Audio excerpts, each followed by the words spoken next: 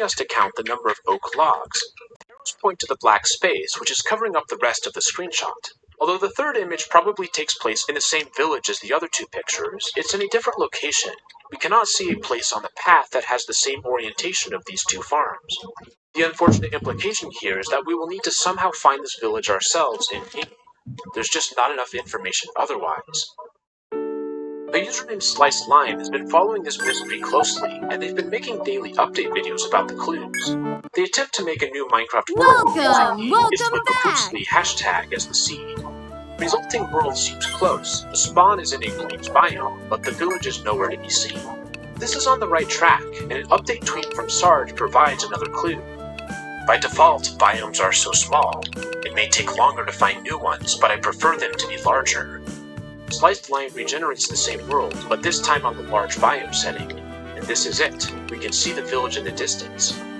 He uploads an image counting out each of the wooden logs, and correctly identifies that there are 37 of them. Sliced Lime wins the prize, although it's not completely clear what the prize is.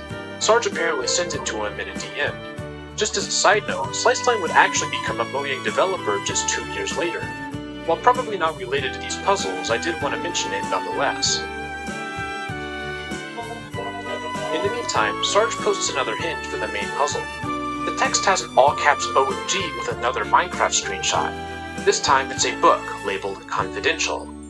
In the background is a sign. The letters are just barely visible. We can make out that the top line says ATHUR. This is the same sequence hidden in the source code of the website with the 5 dots. But it's a little bit more difficult to interpret the second line. OLRSK?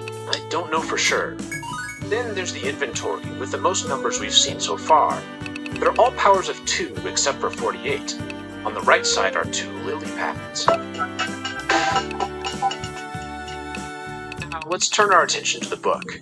The characters are alphanumeric, with both upper and lowercase. The repeated equals signs are notable as well. Some of you will probably recognize this as looking like the base 64 encoding, which has been featured on my channel a few times now. This is a way for computers to convert binary data into printable characters. Thankfully, base 64 decoders are easily available online. By taking the first column and putting it line by line into the decoder, the message is revealed. If you are stuck, start over. Not too helpful. So what about the right-hand column?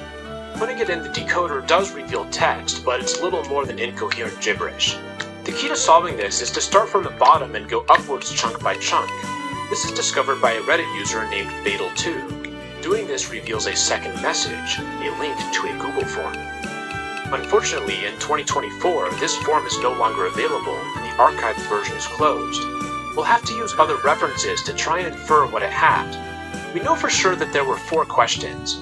One question asked for a superhero, one asked about punctuation, one asked for colors, and one asked for the third part of the key.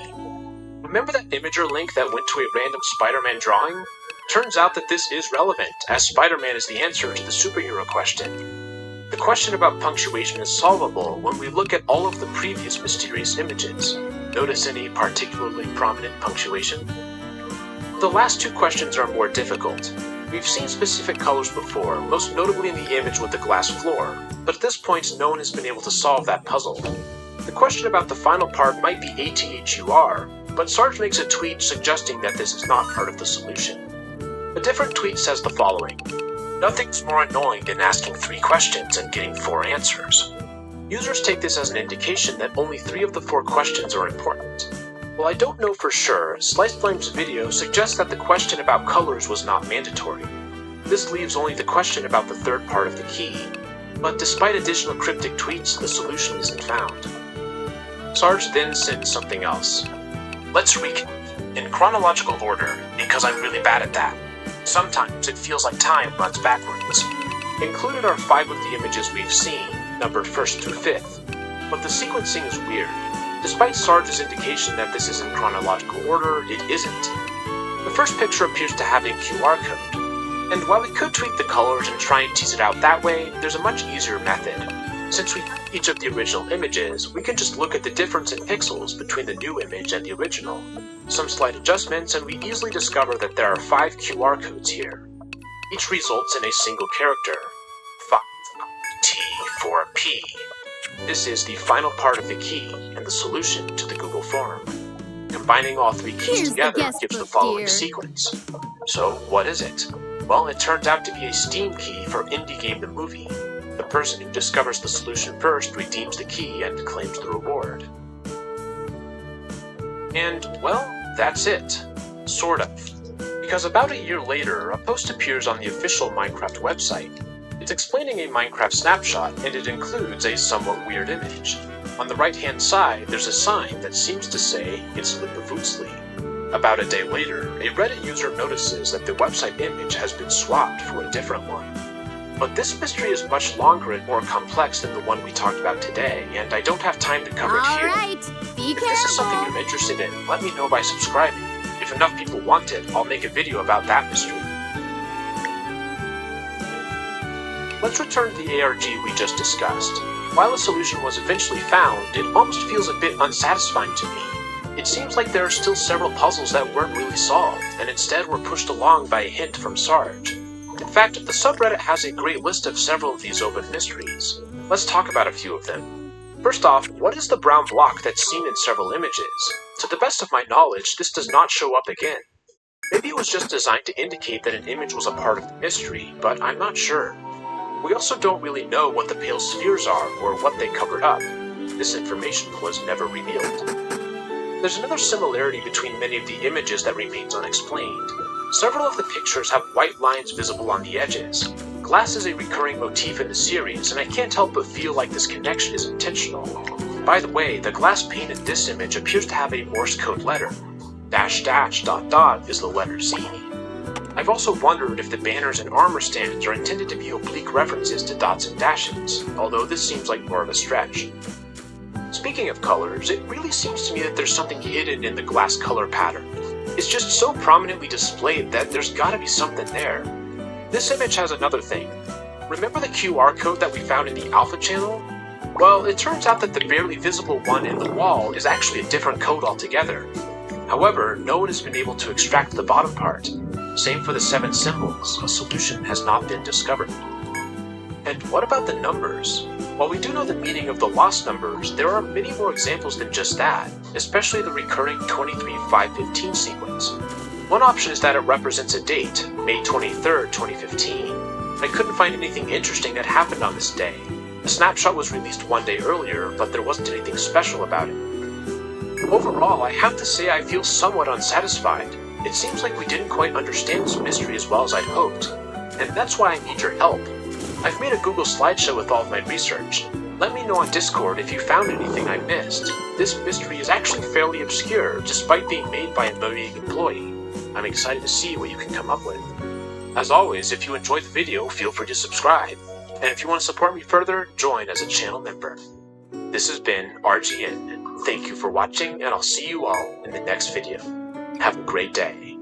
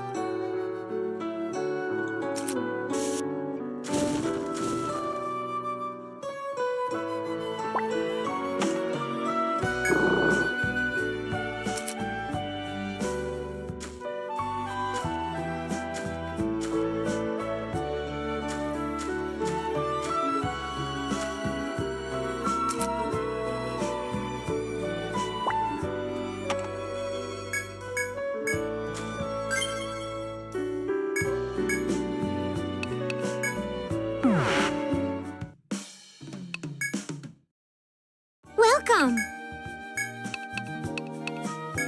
I'll take good care of them. Ah, thank you very much. Hello and welcome.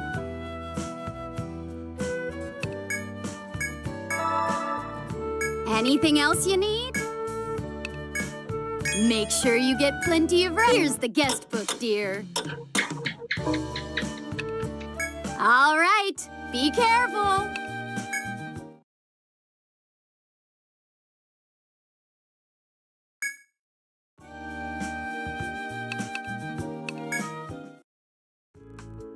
Oh, you. All right, I'll give it everything I have.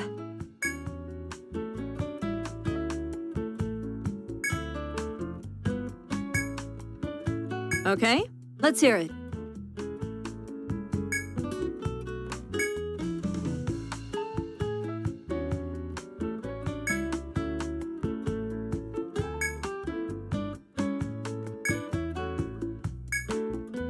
Huh. We'll try making it with this. Let's get started. All right, it's ready.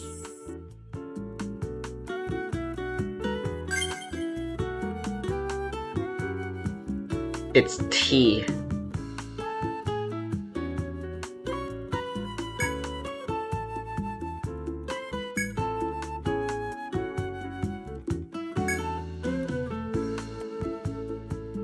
That's pretty much just the mansion again.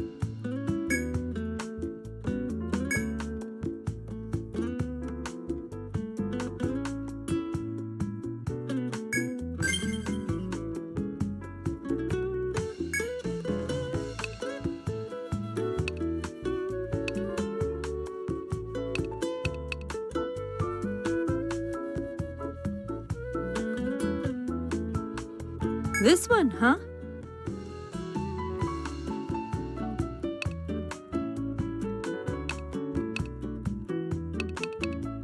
Oh, I see.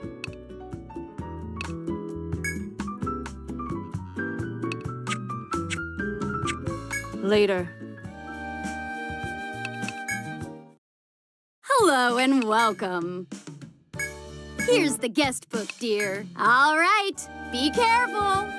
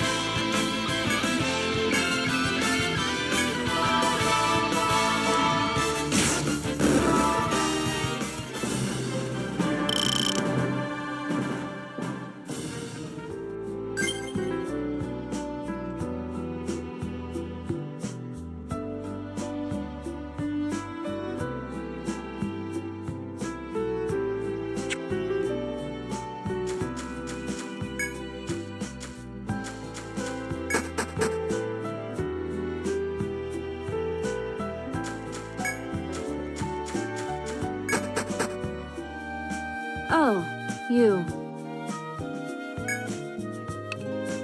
Yeah.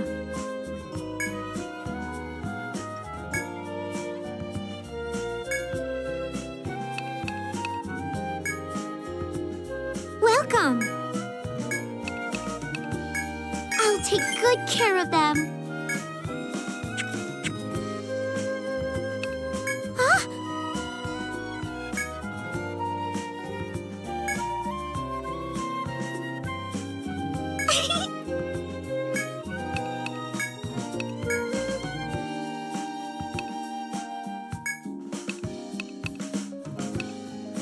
Here you go. Thank you very much. Welcome.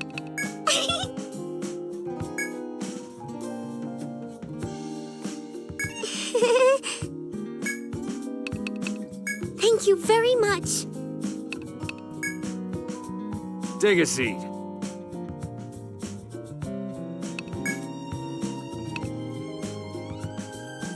Not bad.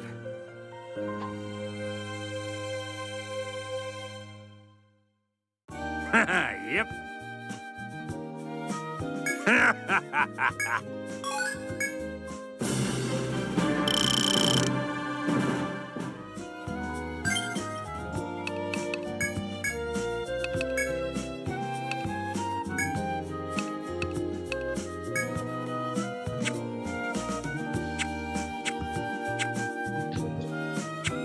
Keep at it, all right? Welcome. Oh, of course. I'll take those.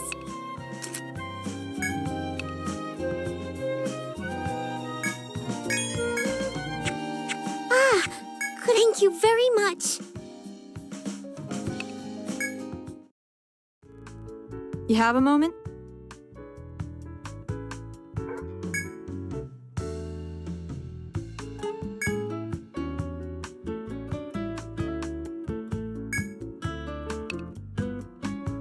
All right.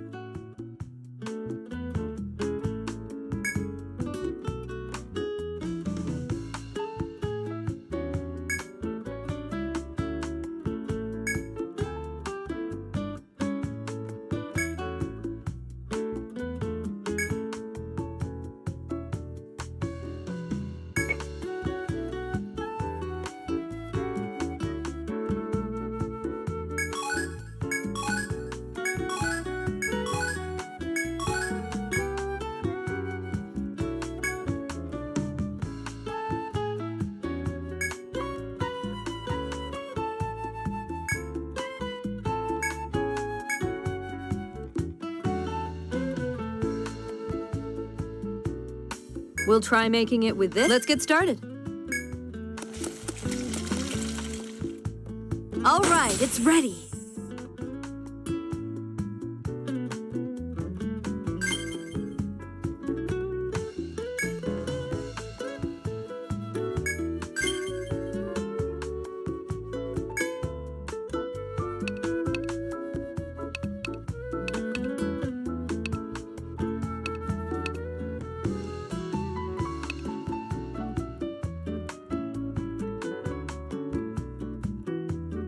Anything else you need?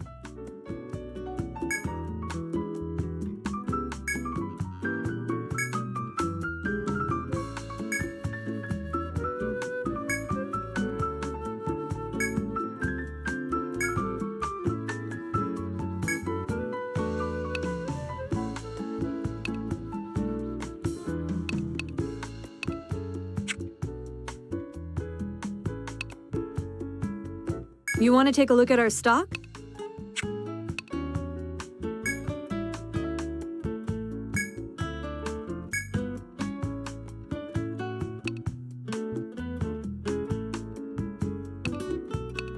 How's the exploration?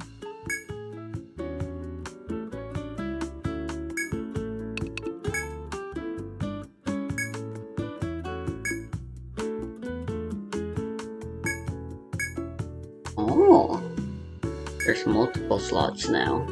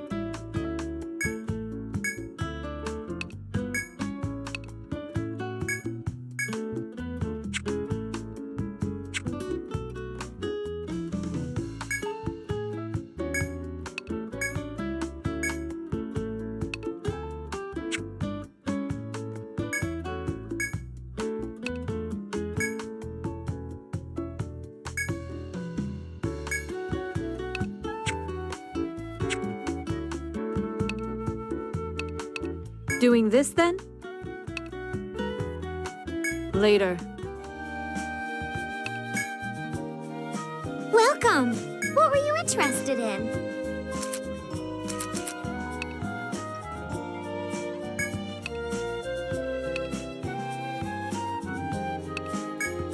Here you go. Oh, of course. I'll take those. Thank you very much. Hello and welcome. Sleep tight. Here's the guest book, dear.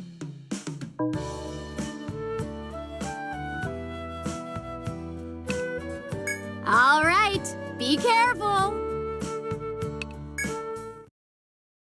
Ah, it's you.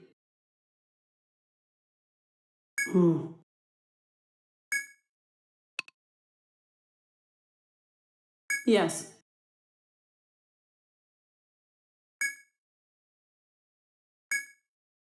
Oh.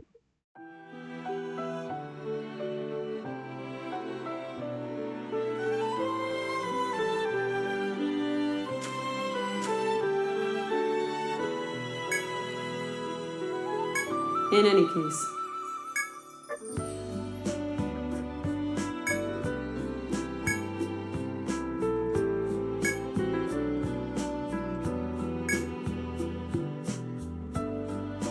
Good.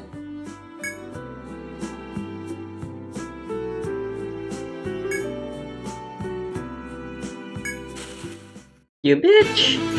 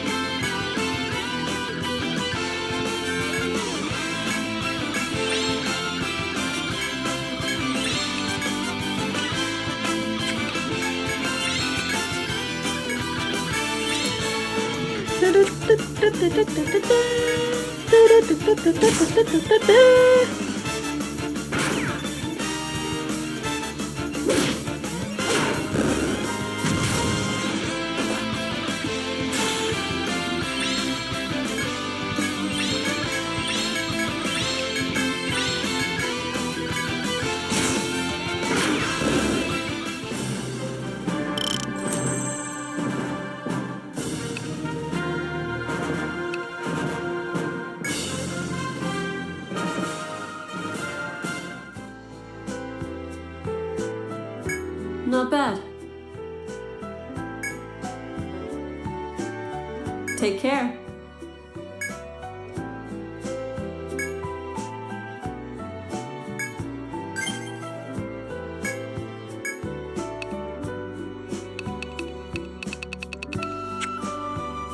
Cool, the Grimoire stones don't take up slots anymore.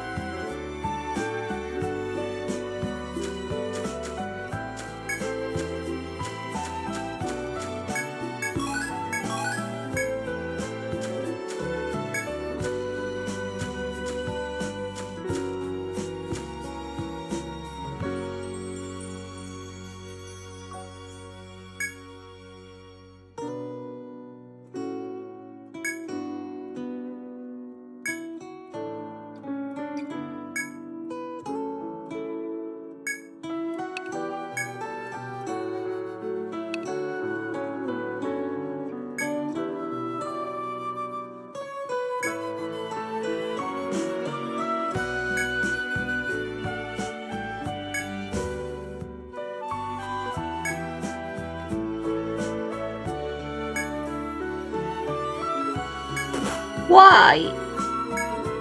You're welcome.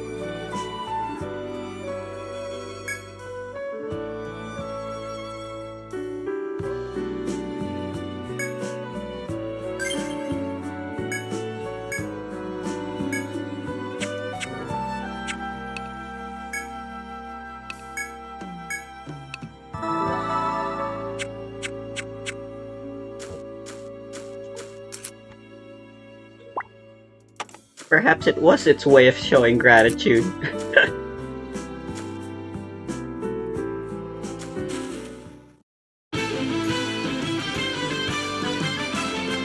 Why are you guys everywhere now?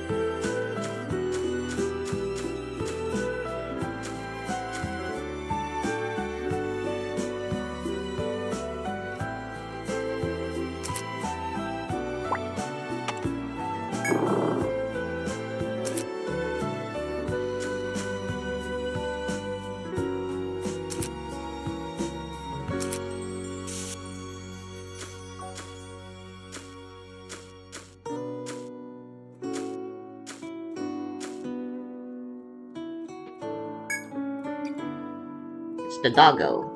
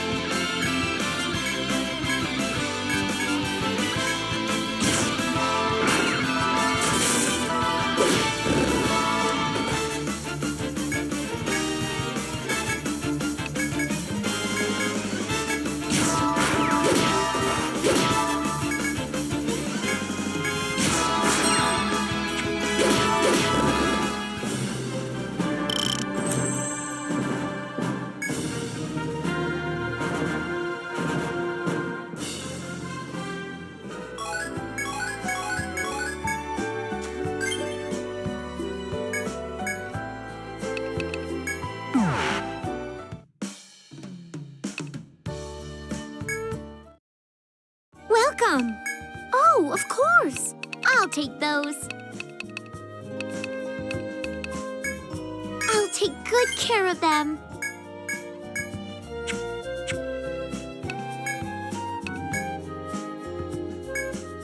Here you go. Here you go. Thank you very much. Hello and welcome.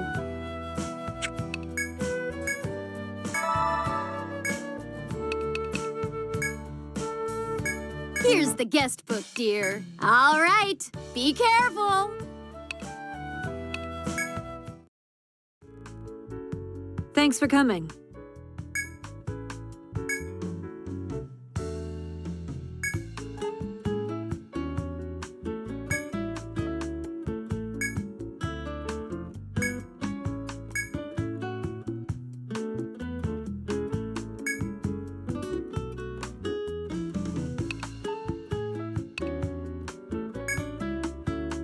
Anything else you need? Doing this, then? Items, huh? All right. I'll keep an eye on them.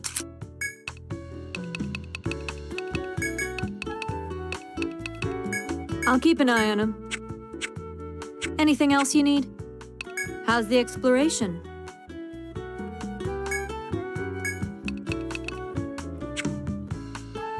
Doing this, then? Okay, let's hear it. This one, huh?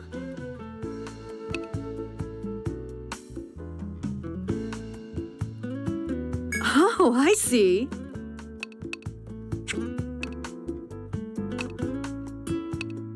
Oh, I see.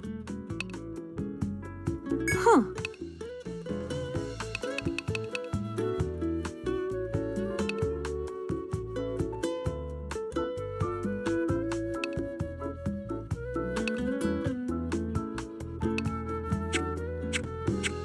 Anything else you need? Later.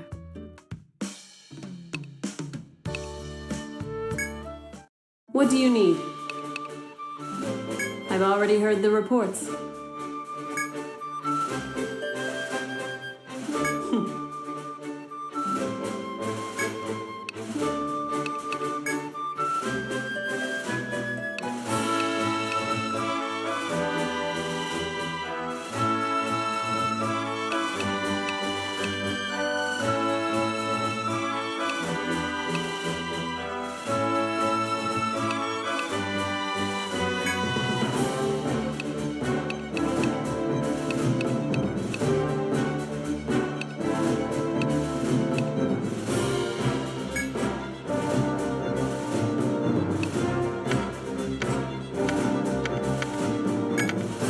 That's all the paper. Was there anyone else? Then let's continue.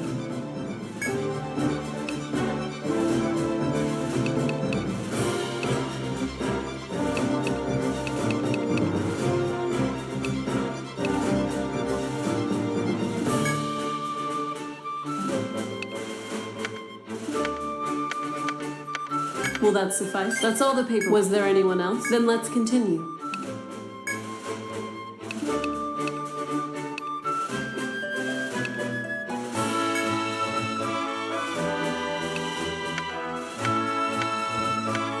Will that suffice? That's all the paperwork. Then let's continue.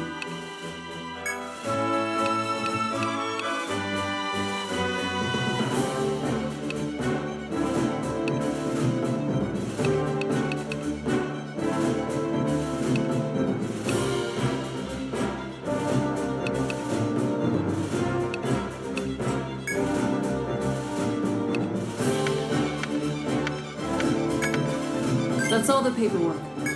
Then let's continue.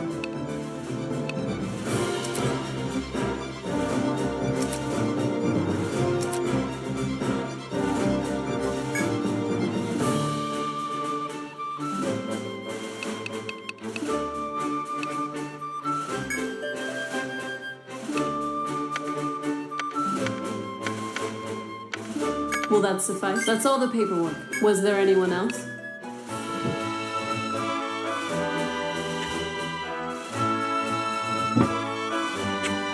What do you need? So, what'll it be? What will you do? Consider this carefully.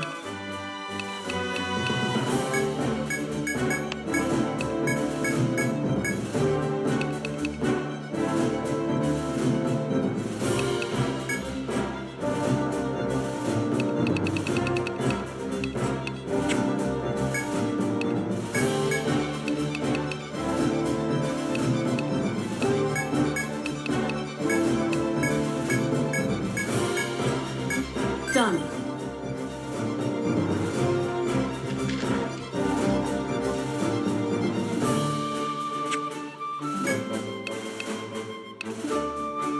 Registering a group.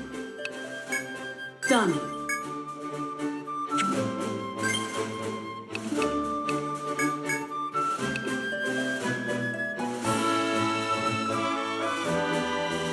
Oh.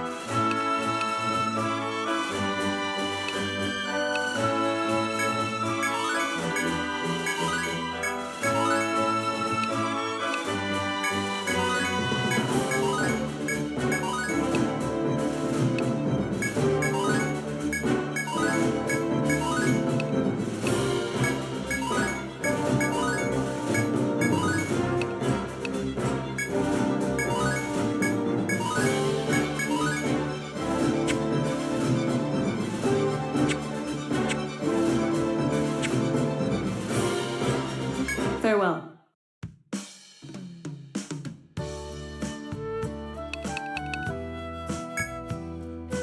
Hello and welcome. Here's the guest book, dear. All right, be careful.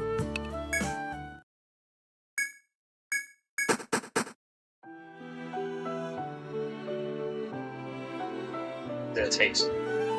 I'm going to show you a green card as well. We're gonna move right through these. We're gonna put pins in all these, and then you're gonna rank your clans and talk about your predictions in a few. All right, here's a green card from the set that is very recognizable to Magic players.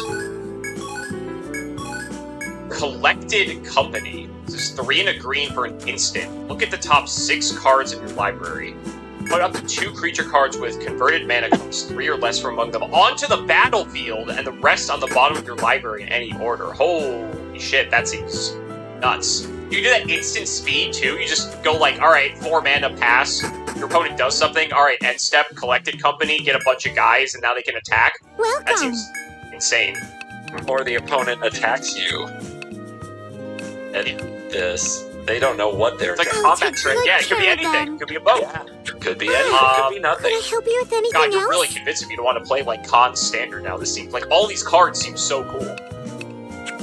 Man. Thank you very much.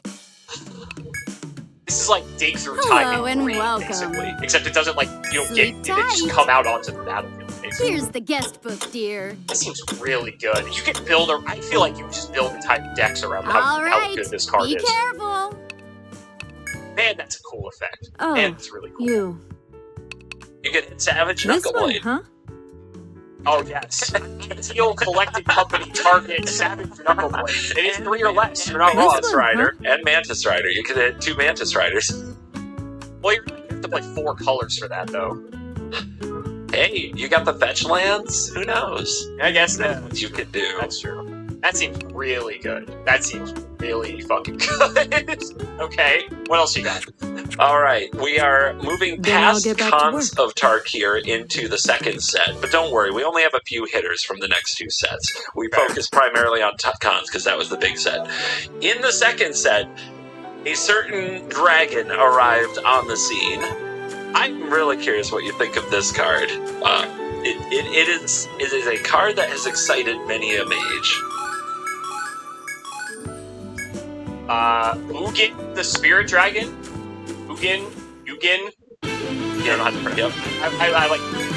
Ugin is popular. Eugene is what people like to use. Eugene, that's hilarious. That's. Yeah. I think I had this exact. I think I had like maybe a newer version in one of the decks that we played. You had the Dragonstorm Tarkir version in a deck. Gotcha. Because I was like, the name looked familiar. I don't think I ever got to play it, but I think I saw it in the deck when I was like searching through it for like a fetch land or something like that. So the name sort of.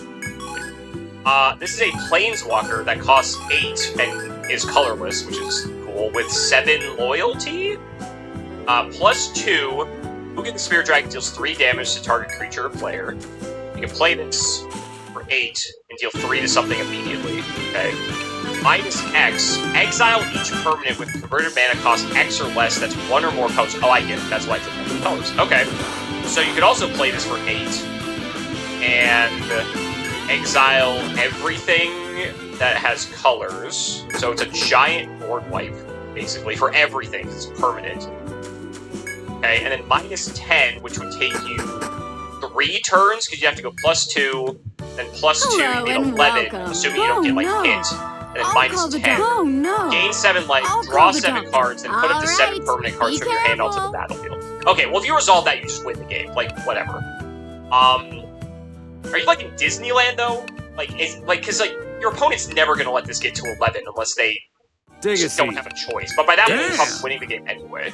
It is very common to evaluate Planeswalkers on the other abilities, not the -10 or whatever the It biggest seems minus very is. win more if you get to the final ability. The I have hell is noticed. this? It just seems like you already should be winning that game regardless. Dumb question, how easy is it to get loyalty from other sources that aren't the Planeswalker itself? Talk as much as you want. Very hard in this format. Very hard in this format. Not normal. Not All right. normal at all. I feel like you're just playing this because it's a giant board wipe, basically. Like, you could also just play it to, like, zap stuff with the +2, and that's, like, fine. But I think the main reason you're playing this is, you just have a way to just basically reset Let's everything. have another. Because you could also just, like, minus... What could you do? You could go, like, -4, nuke most of the board, and then you still have 3 to, like... You could What go, do like, you got -6 for me? even. If you, I guess it depends on, like, what they have. Not If they have, like, bad. haste stuff, or, like, if you have a way to protect it, but...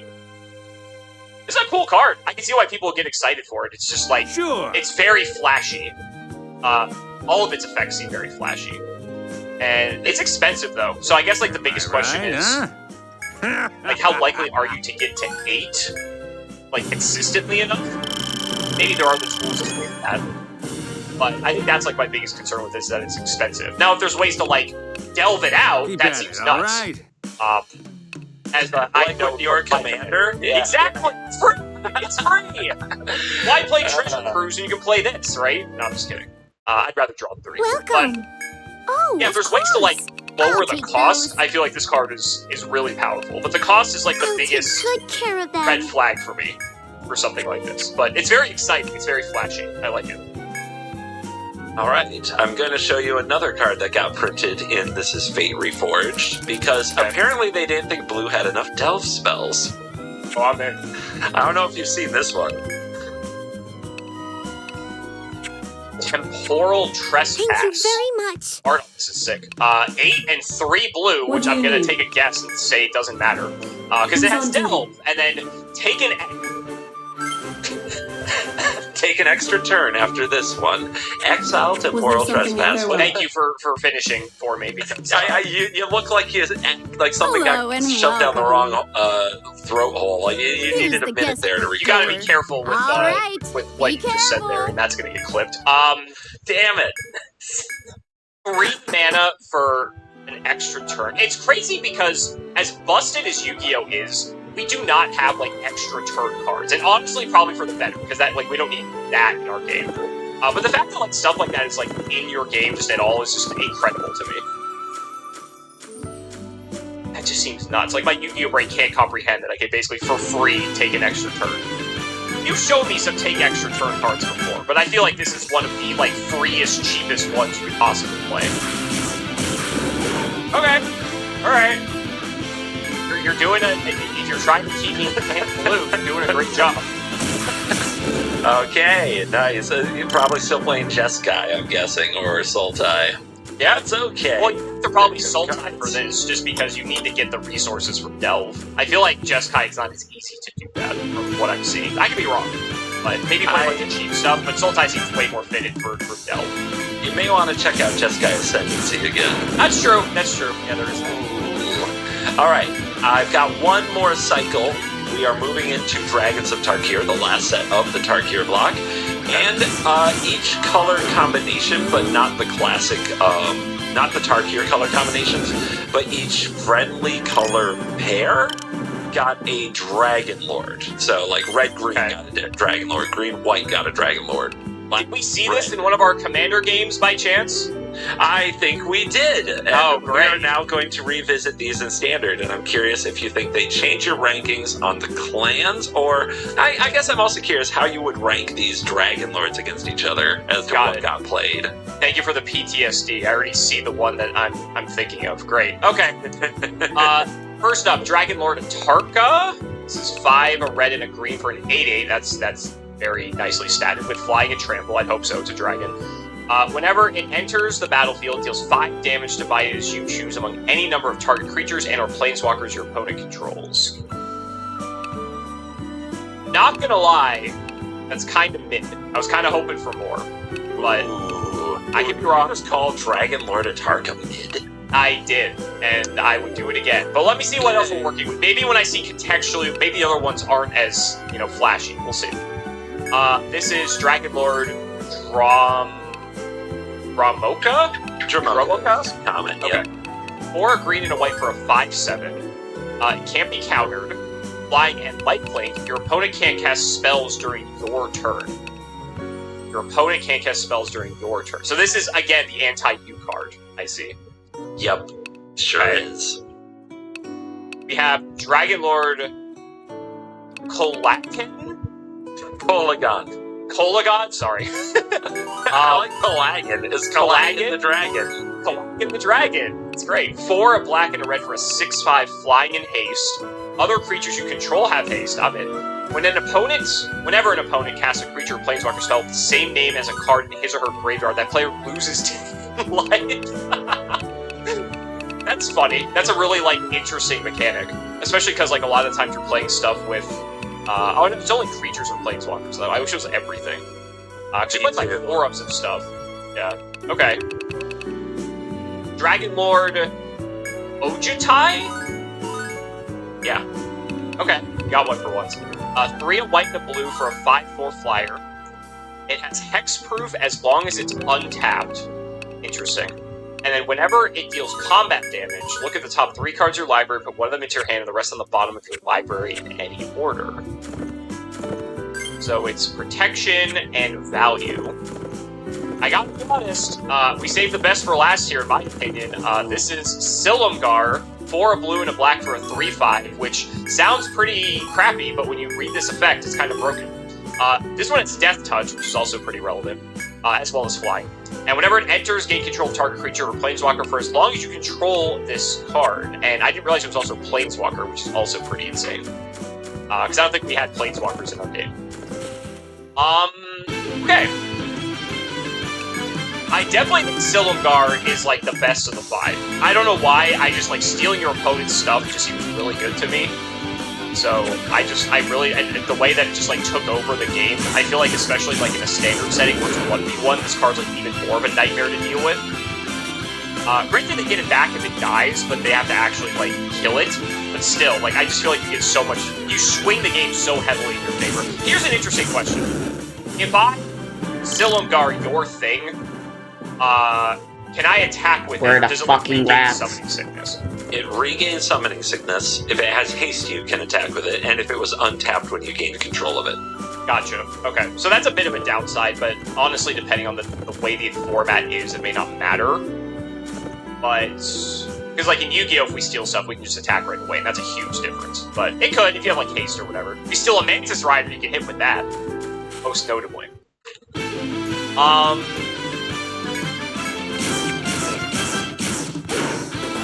All of these just seem like very good value, I feel like. I think it's like one of those instances where it's like not anything like super flashy, but like they're just all very good. So you want me to rank the dragons themselves and then in the context of the clans, is that right? Sure. I definitely just like Silumgar at the top, because that's just, I feel like, I'm not biased or salty at all, but I think that Amy and Silumgar, name a more iconic duo.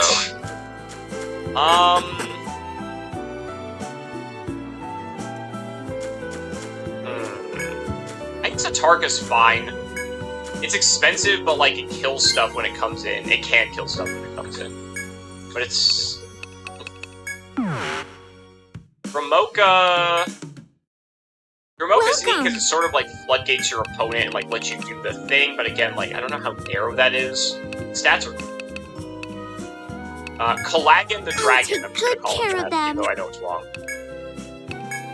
It just gives all your other stuff haste. I feel like that third effect is like never gonna come up. Here you go. Because like obviously your opponent can play around it, and sometimes they may not have a choice, but like I feel like at that point you're probably losing the game anyway. If when they have their third treasure cruise, they're in trouble, right? Ooh, yeah, it's the third one that gets you. I'd probably take 10 for a third treasure cruise. Honestly, I think I would also. Thank you very much. I said if Yu-Gi-Oh! Released like Pot of Greed, where you have to pay like 6,000 life points to draw 2, everyone would play 3 of that card in an instant. So. Sleep tight. Yeah, I think Here's the I'm least impressed with him. So I think he's actually going to go to the bottom, which is not surprising because Bardu seems to be losing in my. Oh, that was like in the middle when we last did that.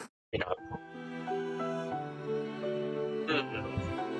Ojutai is like nice value.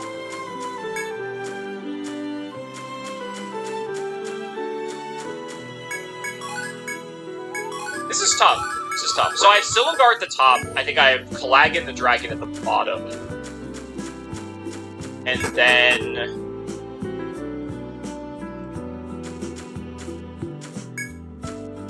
Ojutai, you have to wait a whole turn before it can actually do the thing. Atarka does it immediately, but it's expensive. And like Dramoka...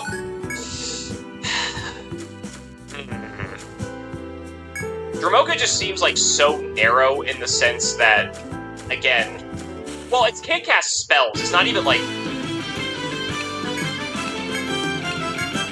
That means, like, everything is safe. Seems pretty good. Because that means you can just, like, do everything and they can't stop you with, like, any sort of... It's not even just countering stuff. Just, like, if they have anything to, like, zap something or just, like, do damage to something. There's so many things that turns off. It can be really good.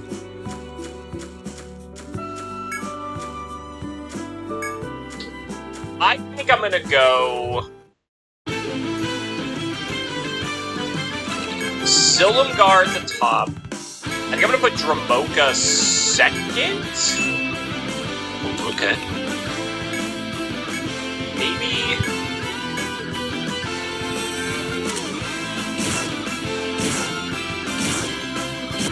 I feel like that could be so... Oh, it's a line, not a row. The thing with Atarka is, like, expensive.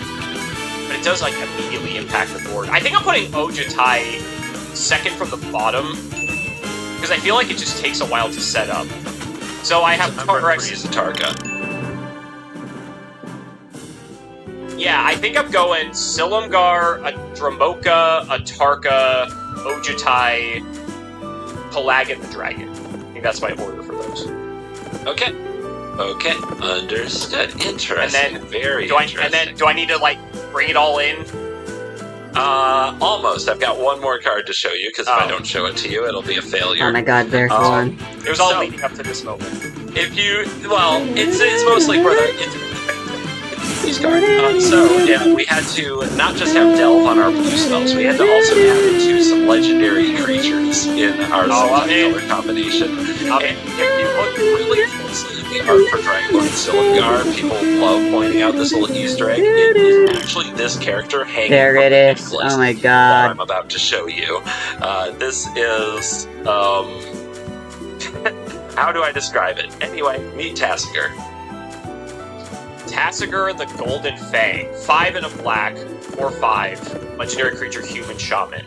It has Delve, so you can play it basically for free. Then 2 in either a green or a blue twice, so 4. Put the top 2 cards of your library to your graveyard, then return a non-land card of an opponent's choice from your graveyard to your hand. That's interesting. Because you can delve away the stuff you don't want them to give you. Oh, yeah. And then just basically make it, yeah, that's pretty damn good. Even if it's only... Wow. Yeah, especially if you pair that with other delve stuff, that seems nuts. That seems really, really good. If you play this in Commander, I feel like this would be a fun game. Yes! This almost made it into your deck. Oh, did I'm kind of disappointed now. I kind of think this looks fun. I mean, you run the risk when you run a Tassiger deck in Commander. We were trying to build a Tevel deck, and it becomes too much of a Tassiger deck once you add a Tassiger.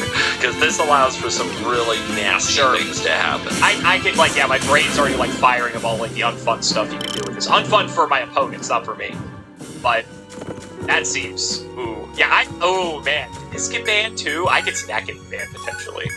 I feel like that could cause, like, a lot of problems. It's funny, because it's like, you wouldn't think so, but that could just be, like, too much value. 1 mana 4/5 that helps you control your graveyard. Seems pretty good to me! I don't know, buddy. Tutor for 4 Seems mana pretty good attached to me. Seems pretty good to me. What do you need? Good. Pretty good. Holding out on all the Who's on good duty? stuff in Sultai for me. Very disappointing. I mean, Farewell. I need you to know. Let's We need more videos to make. That's really it. It really is. All right, it's time for the retrospective. You've seen a lot of the key players, not all of them. There's a cycle of charms that would require you to read a lot of words for a lot of hours. I mean, I'm a charm, Yu-Gi-Oh player. I already do that anyway. Each charm has like 3 modes on it, and you choose the Take a mode that seat. works, and it costs the color combination that you're in. So Okay. like, Absam charm has draw 2 cards, or lose 2 life, put 2 counters on a thing, or exile target Say thing what? that's 3 or more. So Okay. every color has decent access to utility pieces like removal and things like that. There's also a cycle of commands that are like various All amounts of right. mana, but also have 3 options on them, and it's usually an aggressive option, a controlling Welcome. option, and a mid-range option is how you describe them. So every color combination, assume they have access take good to care of them. decent interaction and removal. All right? Okay. And I didn't have you rate all Here you those because go. that would take just a long time, and I think honestly what it would add to the video would be very little compared to the amount of reading. Sure. So, now that you've seen a good amount of cards, let's rank our cons as to how you think they performed in competitive play with kind of a more of a view of the format. And I want to know your final thoughts on what, if anything, got banned. I'm still in the camp of Treasure Cruise Here you and go. Dig Through Time got banned. There's no way those cards are okay. There's, like, no shot those cards could be allowed for very long. So I think those are the 2 that, like, I automatically gravitated towards. Maybe Temporal Trespass, but I don't know. Like, Here you go. I feel like I'd rather just, like, I feel like at that point that's just, like, a win more card. If you're drawing a million cards off these other ones, you're gonna win anyway. I feel like. Here So- you go. And maybe Tasker. Like, honestly, I can see Tasker Here getting you banned, too. I think so. Those are my ban picks. So I'll get those out of the way now. Okay. Collected Company. Collected Company seems like it could be so good, though. But it could be just, like, a very strong pushed card that's not ban-worthy. So, like, that one I'm kind of on the edge with. Those are the only ones I feel like I have visceral reactions to. Everything else seems kind of like... like, fine. So, I'll go with that for the bans. In terms of ranking, I definitely still think Teamer and Mardu are the worst, from what I've seen. They just, like... I don't know. They just... I feel like they just, like... Here you go. Have it compared to the other ones. They just seem like a league behind, in my opinion. So I think I'd put... Here you go. God, how would I rank these?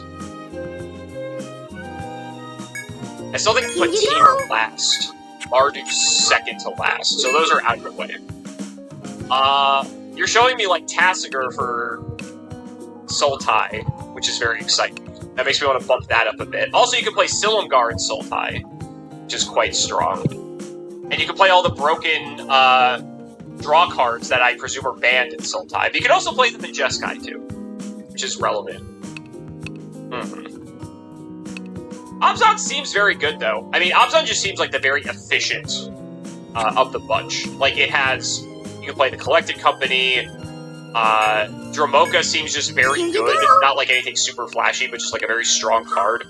The Ascendancy seems fine. Anafenza seems great. Like, they all just seem good, but not like... And Siege Rhino seems quite good, too. They all seem good. So, like... I kind of think I'm gonna put... I think I'm gonna put Abzan third. And the reason for that is because Sultai and Jeskai have access to the broken draw card, so I think I'm gonna put lacking them in first and flashing. second.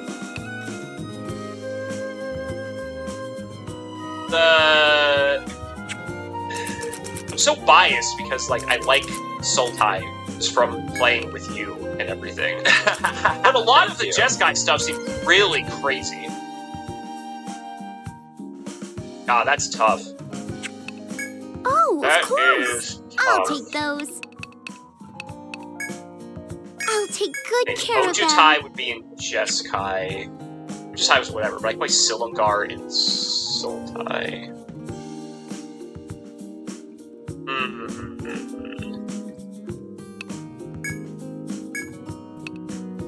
I think I'm gonna keep Jeskai as 1, and I'll put Sultai as 2. So Jeskai, Sultai, Abzan, Marduk, Temur. I think that's my final ranking, based off of this vacuum analysis we have here. Okay. Okay. Message received. It's time for my reveal Here you retrospective go. / documentary wrap up. Where are they now and what happened to them for all of Now you these just get to drink tea. wonderful cards. Yep.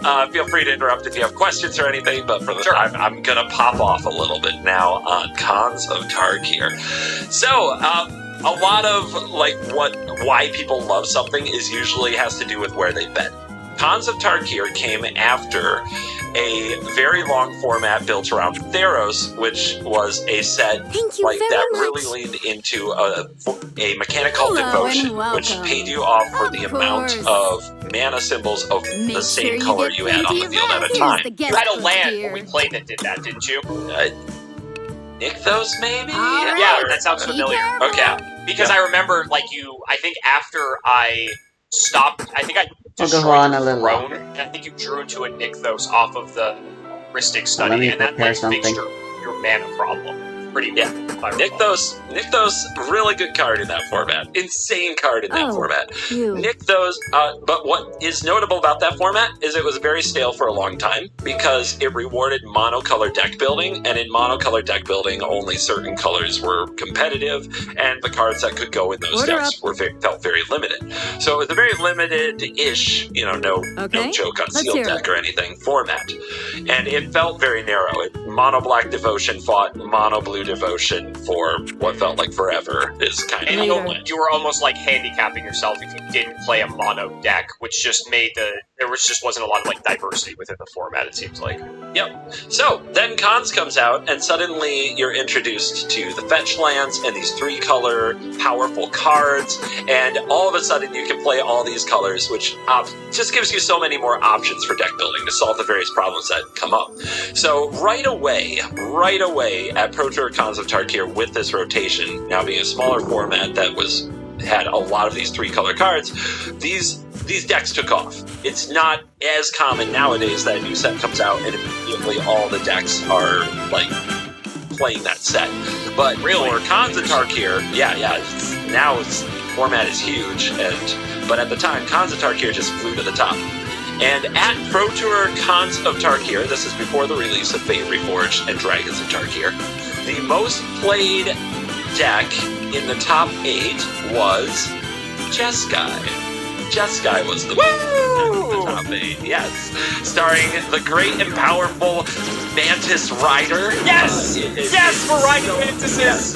The decks were built in a variety of ways. Jeskai was very flexible. You could go in control-y angles and run counter spells, or you could go very aggressive and run Monastery Swiftspear and some other prowess creatures, and then you use your dig through times and your treasure cruises to also get +1/+1 bonuses on That's those. insane. That's so good. Yeah. An aggro deck that you can refuel your resources like that efficiently, that just seems nuts. Yeah. Yep. You could build it in so many ways. It wasn't even called Jeskai Midrange. It wasn't called Jeskai Prowess. It wasn't called Jeskai Aggro. It wasn't called Jeskai Control. It was called Jeskai Wins. That was the name for, like, we combined all of the Jeskai decks. Jeskai Wins. But Jeskai did not win the Pro Tour. Oh!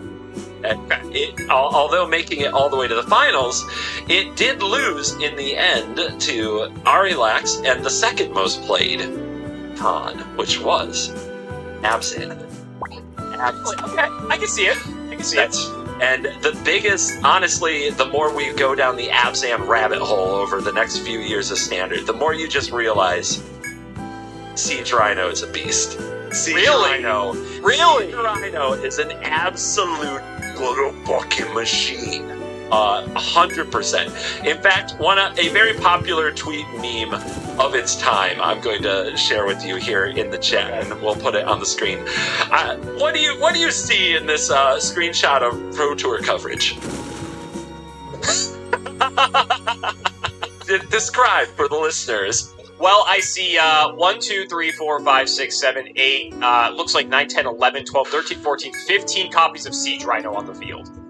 Which is not exactly legal. This was a very popular meme of the time because, yeah, it's just a Siege Rhino, like, photoshopped over all the cards. Yeah, but you can even see the top of the library because there was a card called Courser of Trufix that required players to play with their top card revealed. That was also very popular in Abzan.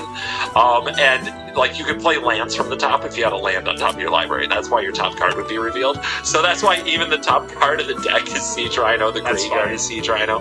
Because people described it as, this is the format. Slamming Siege Rhinos on each other. That's wow. Right. It was that good. My apologies. It's this guy. Now then, I should introduce myself properly. I am Hrothgar. Wolfgar and I are members of the Beowulf Guild. I'm glad you trust me. Are you new explorers in the duchy?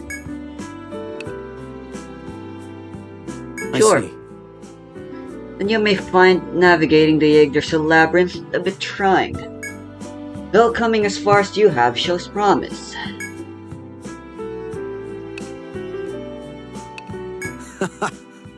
It wasn't mere flattery, but my genuine opinion.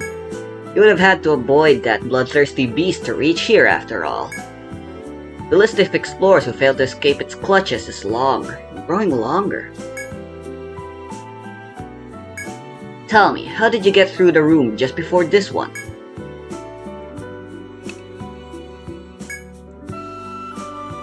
I see. In that case, I'd say you have the observational skills to survive the Yggdrasil labyrinth. You've probably seen already how this stratum has areas where the stone pavement is hollow underneath. When a heavy weight is placed on these sections, the pavement gives way, trapping the monsters in the hollow. It seems to have been done long ago to prevent monster incursions. Quite functional for such an old trap. I'm sorry for what happened. Listen to me, going on and on. I'm sorry, I just can't help but give advice when I meet new explorers. I suggest you keep a cautious eye out as you traverse the forest. It's the surest way to survive your forays. Well then. It's time I was going. I mustn't keep Wolfgar waiting after all.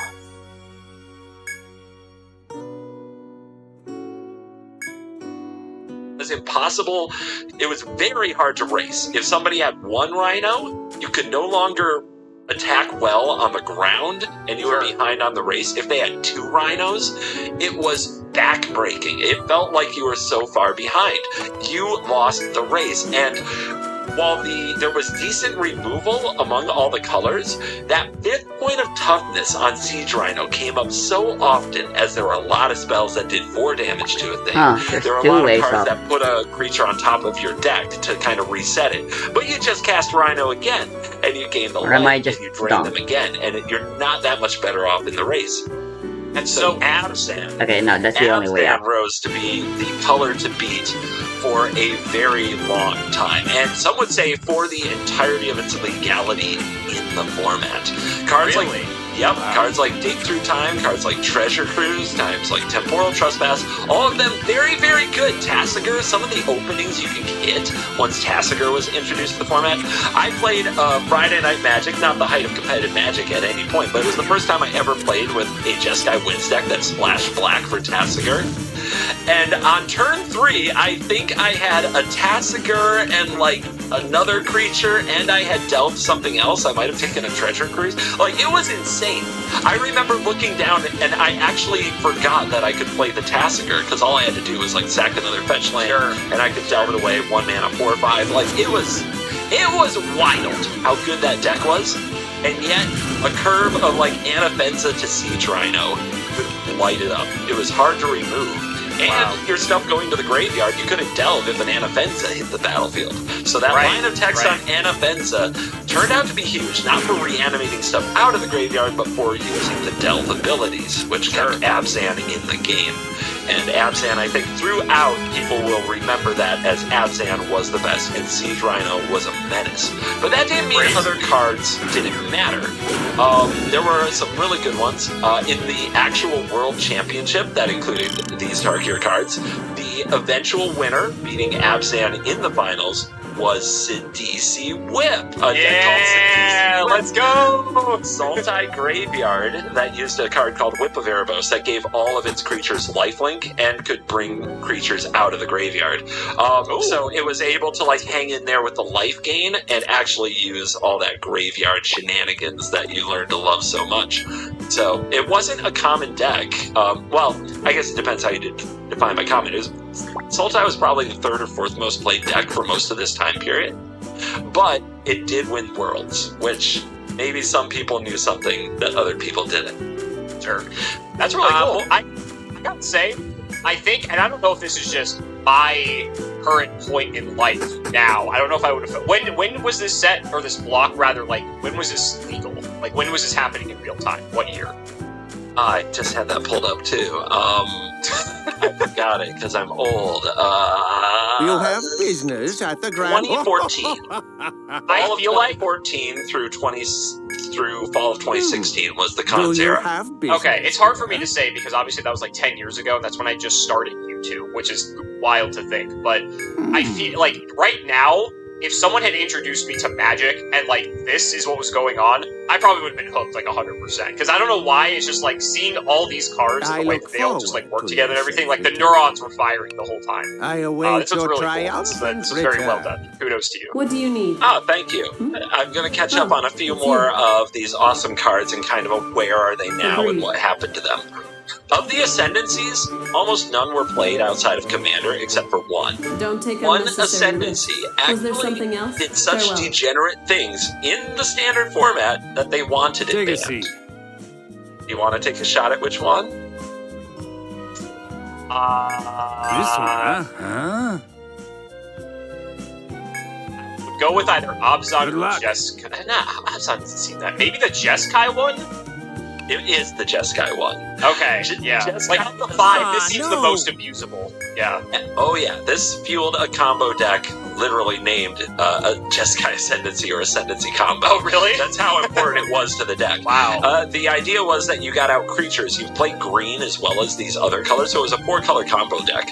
You played green You want it. so that I want it had creatures that tap for mana. So every time you cast Hey, something, you. you untap Thanks. those creatures. I And of course it uses Treasure Cruise, Dig Through Time to use the graveyard to refuel, and eventually cast a spell called Retraction Helix that lets you, whenever you tap a creature, it gives the creature the ability that you can tap that Talk creature as to much make as something you else want. return to owner's hand, and you would bounce back to your hand a spell that let you draw a card when you cast it, And anyway, if you get enough triggers, your creatures are arbitrarily huge because they're gaining +1/+1 each time. And if you cast 20 spells and have unsummoning sick creatures, you attack with these, and opponent dies. So it was a win con in and of itself, and people did hate it. Some people did ask for it to be banned. Oh, have you heard? And of course, they also lobbied for many other things to be banned. Let's talk about some of them. Monastery Swiftspear went on to be one of the best 1-mana red creatures of all time. It's legal in current standard and is played in current standard. It is beloved by red mages and hated by everybody else. It is easily one of the most iconic starts in Magic aggro. Turn 1 Monastery Swiftspear. It works in Modern, it works in Pioneer, it works in Standard, it works everywhere. It's a very good card. People love it. Never talked to banning it. Man, I wish they would, because I'd like to at least see something different in my gameplay someday. Ugin the Spirit Dragon is a hated card in Commander. People absolutely hate this card, and it's banned. Don't like you doing stuff to their things. It's banned in Brawl, and I have no idea why.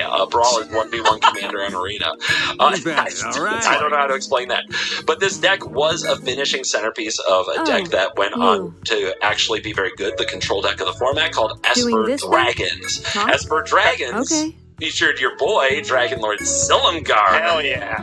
But Dragonlord Silumgar was not the key cornerstone of Esper Dragons. A different dragon was, and that dragon was Dragonlord Ojitai. Oh, of course. Really?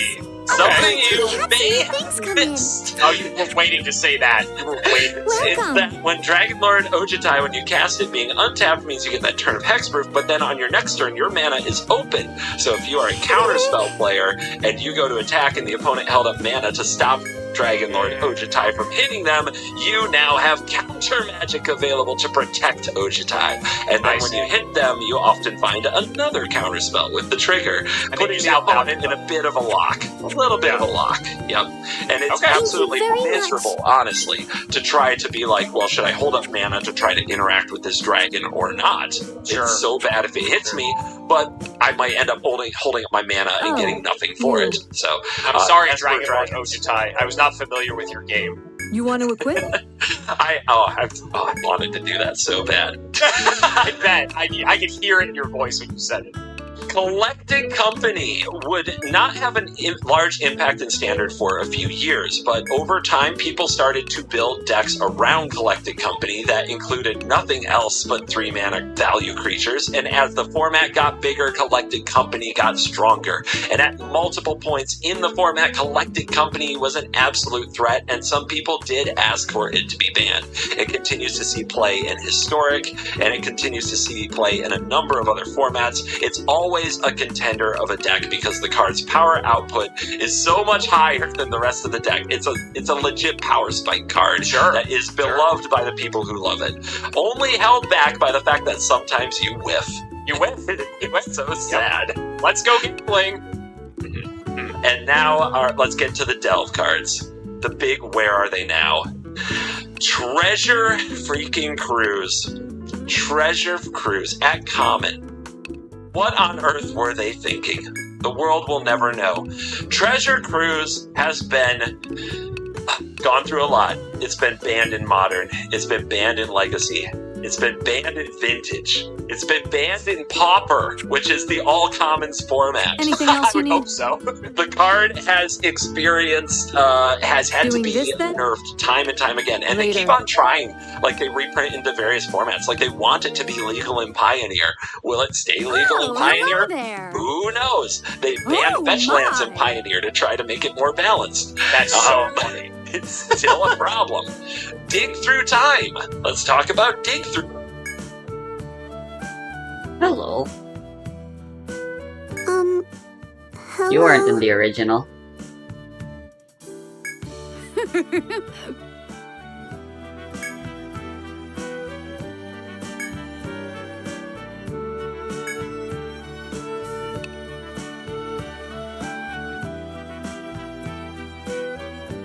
Hmm?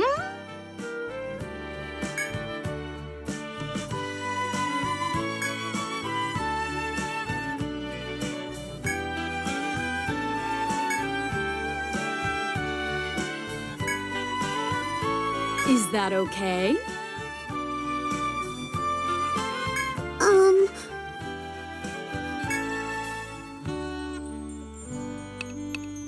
Hmm? Is that okay? Here's the guest book, dear. Sleep tight. Here's the guest book, dear. I'll go do this quest first, why not? Hmm? Thanks, loves. Oh, okay. Is that okay?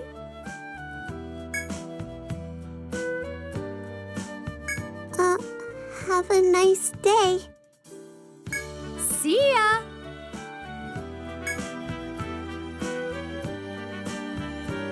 Um...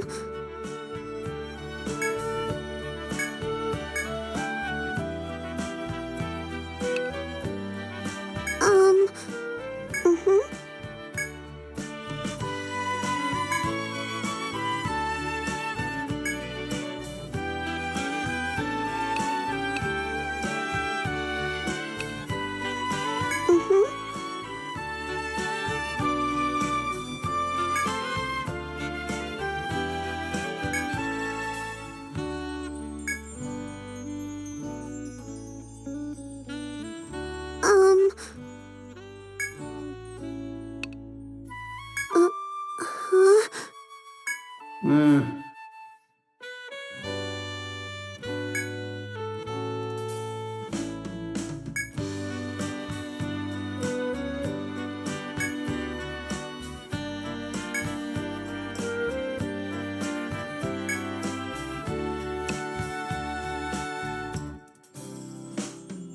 Oh, nice.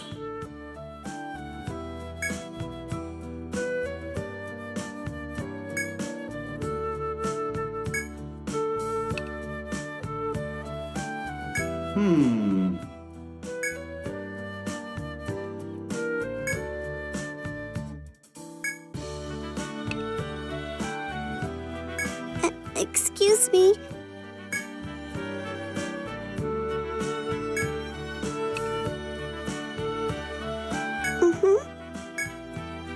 Oh, nice.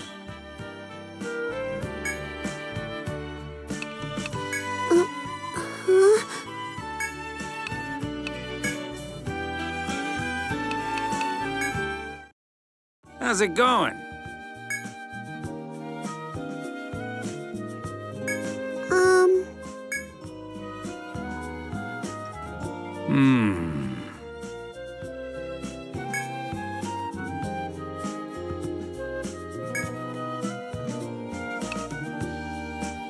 Say what?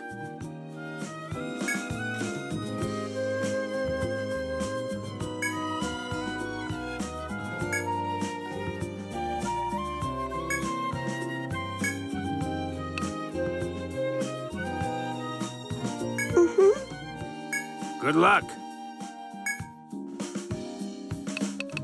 How's it going? Keep at it, all right?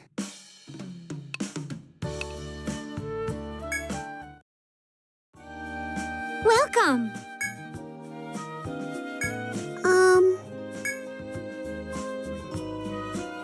That's right.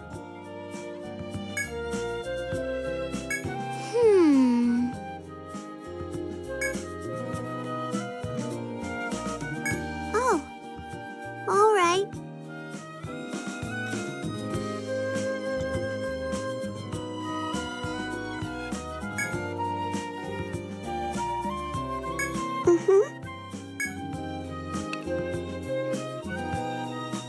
Yes!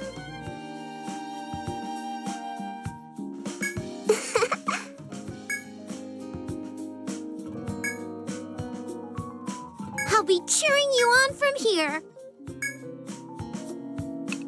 Oh, everyone! Could I help you with anything else? Thank you very much. And let's ask. Oh, it's you guys.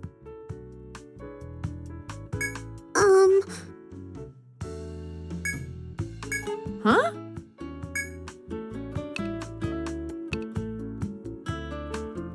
So that's it.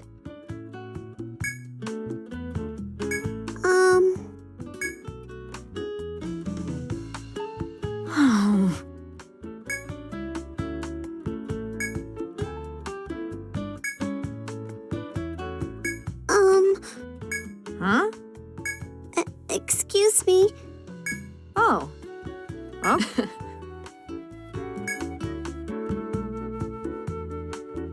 Doing this then? Huh? Anything else you need? Later. It's the last place I wanted to go for, but sure. Oh? Oh, okay. Hmm. Hmm.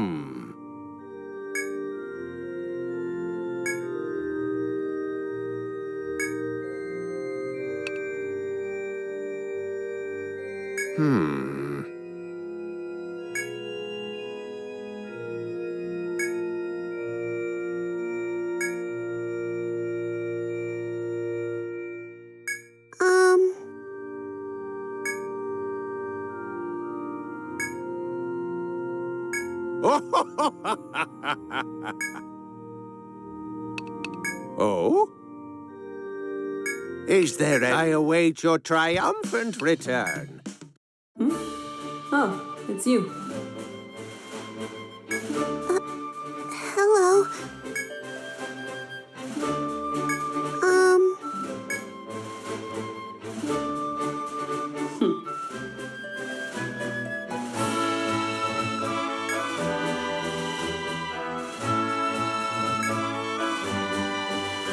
Oh, all right.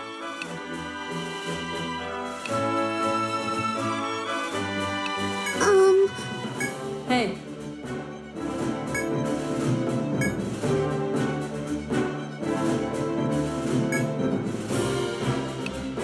Yes.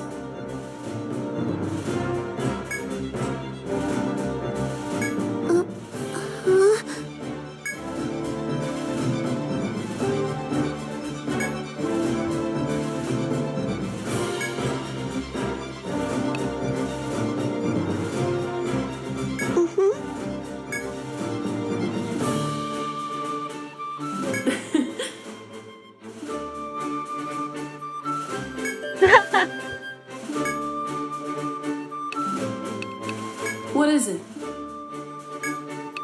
Farewell.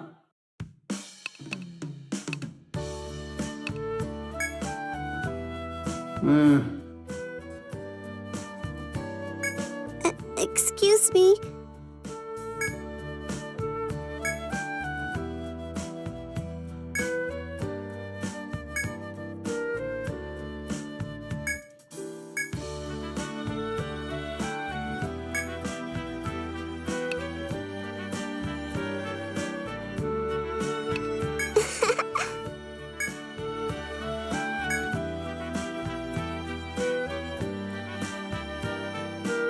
Oh, I'm sorry.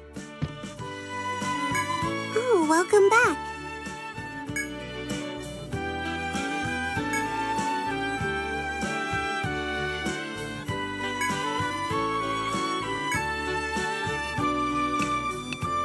Thanks, loves.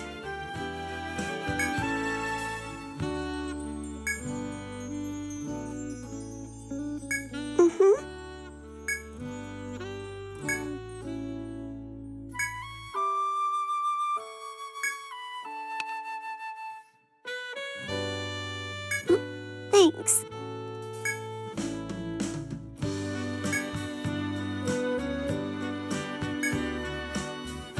Thanks for the help. Come again. Now hold on.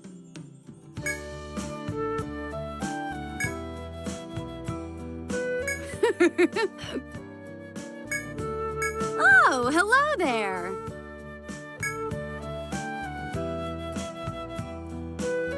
Do your best out there, lovelies.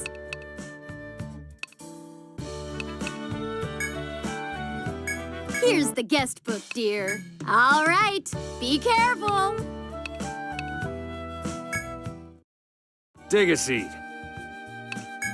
Oh, that was cute. Not bad.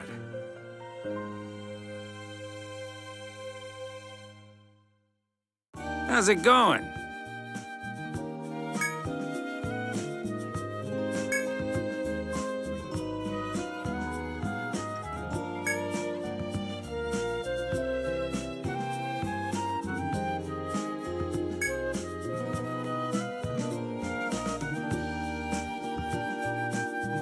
Say what?